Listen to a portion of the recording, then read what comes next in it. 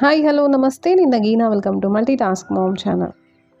ఈరోజు ఈ వీడియో అండి విరజాజి మొక్కకు సంబంధించి మా మొక్క పైన ఉన్న పూలని హార్వెస్ట్ చేస్తూ విరజాజి మొక్కకు సంబంధించి కొన్ని కామన్గా అడిగిన ప్రశ్నలకి ఈరోజు నేను ఆన్సర్ చేయబోతున్నాను. సో దానికంటే ముందు ఫస్ట్ మా మొక్కను చూపిస్తాను, ఆ తర్వాత హార్వెస్ట్ చేస్తూ మీరు అడిగిన ప్రశ్నలకి ఆన్సర్ చేస్తాను. సో ఫస్ట్ ఇక్కడ కనిపిస్తున్న ఈ చెట్టు దీని ఏజ్ వచ్చేసి 5 years అండి. 5 years పైనే అవుతుంది. చాలా చిన్న మొక్క నర్సరీ నుంచి తీసుకొచ్చాను. దాన్ని తీసుకొచ్చిన తర్వాత 10-inch పాట్లో పెట్టాను. ఆ తర్వాత బాగా గ్రోత్ ఉంది. ఆ పాట్ సరిపోవట్లేదు. ఆ టైంలో దాన్ని మళ్ళీ రీపాట్ చేశాను 15x18 గ్రో బ్యాగ్లో. ఆ తర్వాత దాన్ని మళ్ళీ బాగా గ్రోత్ ఉంది, మంచిగా రూట్స్ అన్నీ బాగా స్ప్రెడ్ అయిపోయినాయి. ఒకరోజు వాటర్ ఇవ్వకపోయినా కూడాను ఆకులు వడిలిపోతున్నాయి అనమాట. సో అంత బాగా గ్రోత్ ఉంది, బాగా స్ప్రెడ్ అయిపోయినాయి రూట్స్. సో ఆ టైంలో మళ్ళీ దాన్ని తీసి మళ్ళీ రిపోర్ట్ చేశాను. ఇప్పుడు ప్రస్తుతము ఇలా డ్రమ్లో పెట్టాను అనమాట. సో ప్లాంట్ అయితే చాలా హెల్తీగా ఉంది. పూలు చూసారు కదా, ఒత్తు కడితే గట్టిగా ఒక రెండు మూరలు అయితే వస్తాయి. సో అదండి ఈ చెట్టుకి సంబంధించి చాలా షార్ట్గా చెప్పాను. మీరు అడిగిన ప్రశ్నలు ఇప్పుడు ఏంటో చూద్దాము.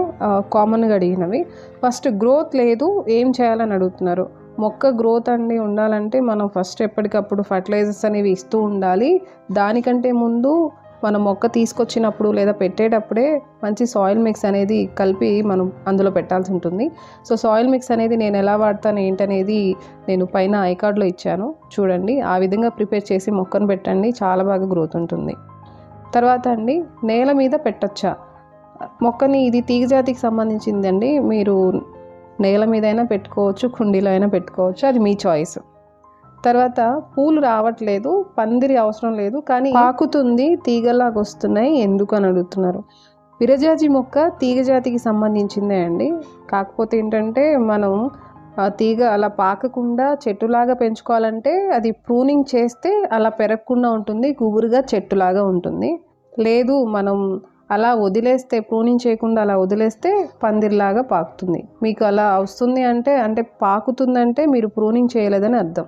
సో మీకు వద్దనుకుంటే ప్రూన్ చేసేయండి, చెట్టులాగా పెరుగుతుంది. సింపుల్ అండి. తర్వాత పూలు రావట్లేదు అన్నారు. పూలు రావడానికి మనం ఇదిగోండి ఇట్లా ఫ్లవర్స్ తీసుకుంటాం కదా, ఫ్లవరింగ్ మొక్క పైన మొత్తం చెట్టు పైన ఫ్లవర్స్ అన్నీ అయిపోయిన తర్వాత మళ్ళీ ప్రతిదీ కొమ్మ కూడా కట్ చేయండి.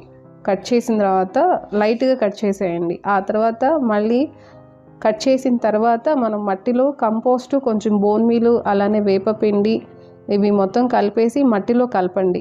రోజు వాటరింగ్ చేయండి. సో ఇలా చేయడం వల్ల ఫ్లవర్స్ అనేవి వస్తాయి.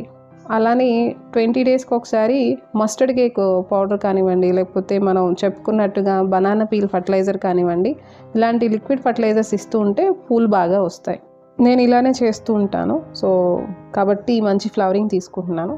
తర్వాత అండి ఇంకొక ప్రశ్న అడిగారు. గ్రీన్ కలర్లో పురుగులు వస్తున్నాయి, దానివల్ల ఆకు లోపల వైపు ముడుచుకుంటుంది, ఏం చేయాలని అడుగుతున్నారు. ఈ పురుగుని మనం కంట్రోల్ చేయాలంటే అండి నీమ్ ఆయిల్ అనేది వీక్లీ స్ప్రే చేస్తూ ఉండాలి, లేదా అట్లీస్ట్ 15 daysకి ఒకసారి స్ప్రే చేస్తుంటే కనుక పురుగులు రాకుండా ఉంటాయి. సో ఇంతకు మించి ఇంకేం అవసరం లేదండి. సో చూసారు కదా, చాలా ఫ్లవర్స్ వచ్చాయి, హార్వెస్ట్ కూడా చేసేసాను. మీరు అడిగిన ప్రశ్నలు కూడా సమాధానం ఇచ్చాను అనుకుంటున్నాను. ఐ హోప్ ఈ వీడియో మీకు నచ్చింది అనుకుంటున్నాను, మీకు యూస్ఫుల్ అవుతుంది అనుకుంటున్నాను. ఈ వీడియోలో ఉంది నాకు కామెంట్ బాక్స్లో తెలియజేయడం మర్చిపోకండి. మళ్ళీ నేను నెక్స్ట్ వీడియోలో కలుస్తాను. Until then bye, thanks for watching.